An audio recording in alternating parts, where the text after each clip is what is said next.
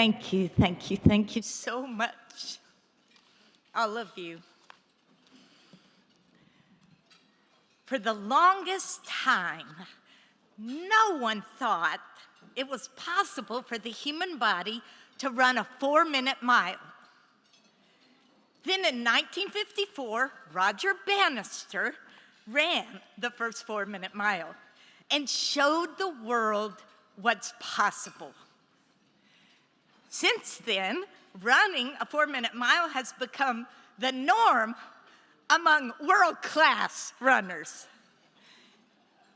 Speaking of world-class, Ruby Takushi, the incomparable Ruby Takushi, our co-founder. In fact, someone earlier today said to me, "Where's your better half?" I said, "You mean Bernie?" They said, "No, Ruby." Ruby and I will now recognize all those who together have shown the world what's possible when people live and love like we belong to each other.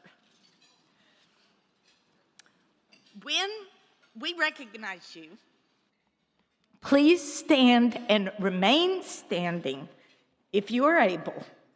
And please hold the applause until all have been recognized.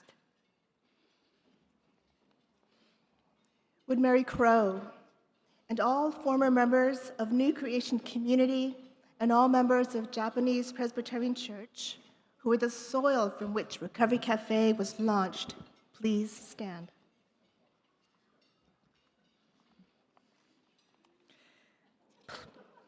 Please stand if you have ever served as a staff member at any Recovery Café, which of course includes the Recovery Café Network.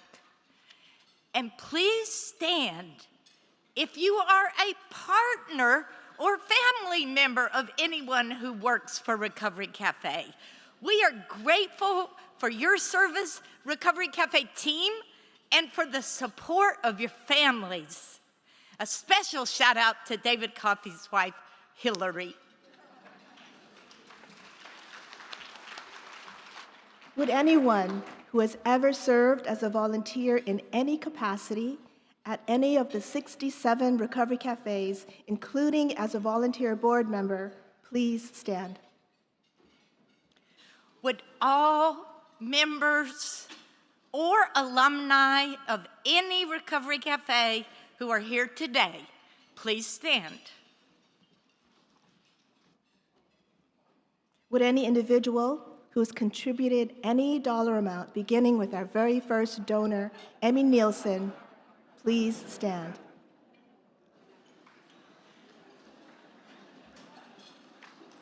Would any individual or group who has made any in-kind donation, like cookies, birthday cakes, or warm woolen socks, please stand? Would any representative from partner organizations that have supported Recovery Café members through housing, employment, healthcare, or any other way, please stand? Would any elected officials and government agencies who have supported the work of Recovery Café please stand? Would all faith communities, corporations, and foundations who have supported this healing work please stand? Would everyone who has given the gift of time by showing up today please stand? Please give each other a warm round of applause. Together, transformation is possible.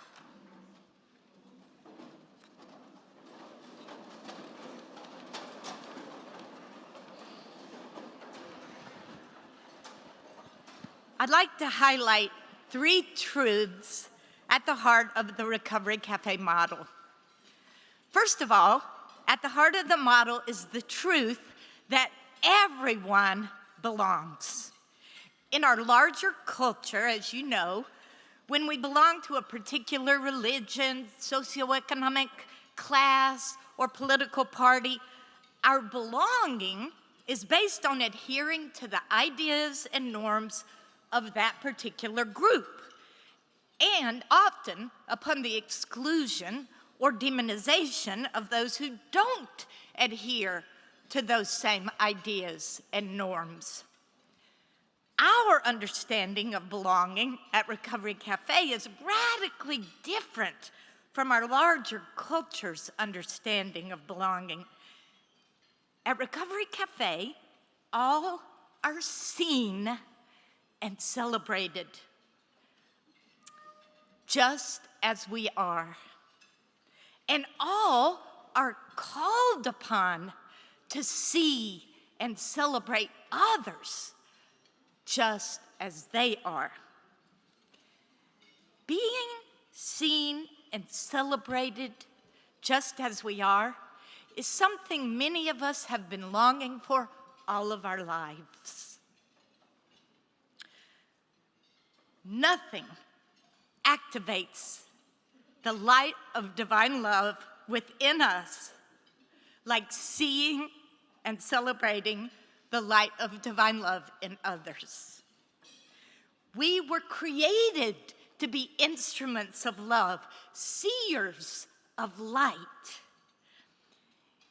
Even though being seen is an important part of our healing journey, the deepest joy comes not from being seen, but from being a seer of the light in others. And part of becoming more fully an instrument of love, a seer of light, involves welcoming and including parts of ourselves we may have been trying to get rid of for most of our lives. You see, what we lovingly embrace gets transformed. What we reject tightens its grip on us. A second truth at the heart of the spiritual journey and the Recovery Café model is that forgiving ourselves and others sets us free. When my daughter Kitri was 5 years old, she announced she was running away from home. I watched with great interest as she packed her favorite books, clothes, toys, and foods. I remember in particular, she packed a 19-ounce canister of powdered Country Time lemonade. I was kind of proud of her for, anticipating that she would grow thirsty. Problem was, when it was time to lift her packed bag, it was too heavy to budge. Holding on to resentments toward ourselves or others weighs us down and makes it impossible to move toward freedom.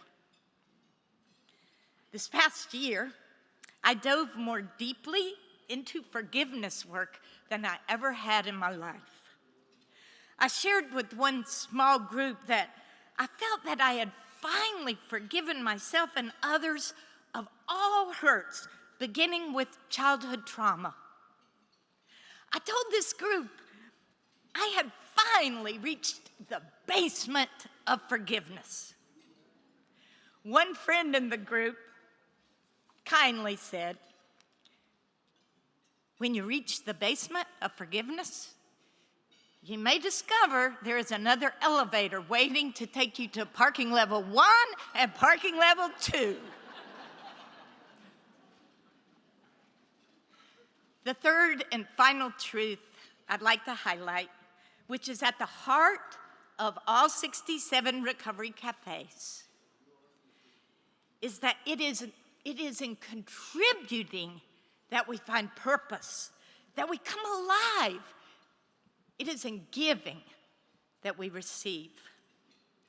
We tell our members in 1,000 ways, not only are you loved, but you have gifts to share that will help others know that they are loved.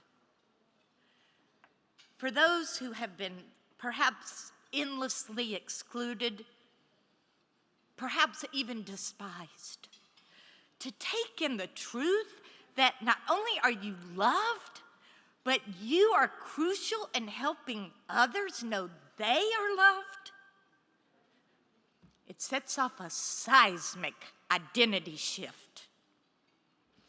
We shift from taking our identity from all we got wrong or from all of our wounds to taking our identity from divine love at the core of our being. One of our longtime beloved members, I'll call Cammie, came to me one day and said, I need you to go with me to return the court seal I stole from the judge many years ago. A little concerned that they might detain her, I called Laura Enving, a judge who serves on Recovery Cafe's board, to ask for advice. A plan was devised to meet the offended judge to return the court seal. We arrived at the judge's chamber, and Cammie handed the judge the stolen court seal. The judge opened the leather pouch, looked inside, and acknowledged, that's the court seal, all right. Then Cammie testified, even though I don't steal anymore, it is true that I stole this court seal many years ago. But what is most true about me is that I am an instrument of love. Tears streamed down my face and the face of the judge. I'd like to come full circle and end my remarks as I began them.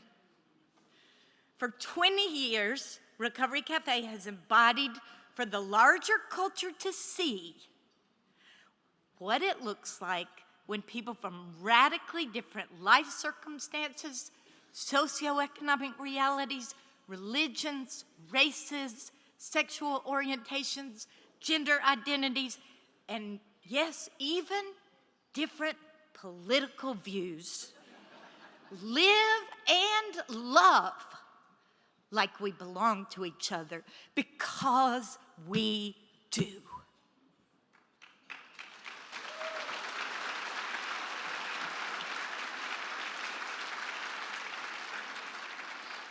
That is what is happening at our Seattle cafes, staffed by world-class lovers of people. That is what is happening across our nation as group after group allows their hearts to break over the needs in their communities and then works tirelessly to bring a recovery cafe to their town or city. Currently, we are able to walk closely alongside 20 new groups each year as they launch recovery cafes. At that rate, we'd help launch 200 new cafes over the next 10 years. But what if we doubled our staff capacity and deepened our capacity to love? What if we walked alongside 400 new cafes over the next 10 years? No one knows for sure how far and wide this love movement will spread. Maybe loving like we belong to each other will become the national norm in mental health services, addiction treatment, and even in our justice system.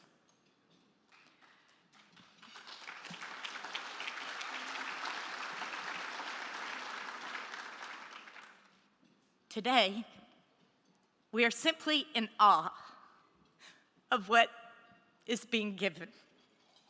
We are simply in awe of every one of you who has played a part in this unfolding miracle. We thank you. We bless you for your beautiful, broken hearts. Amen.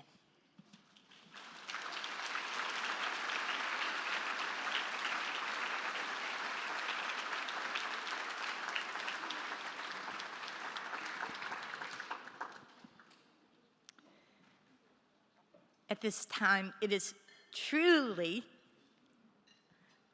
a great joy to introduce someone I have known and loved for 12 years, who is a seer of the light in others, Sharia Lang.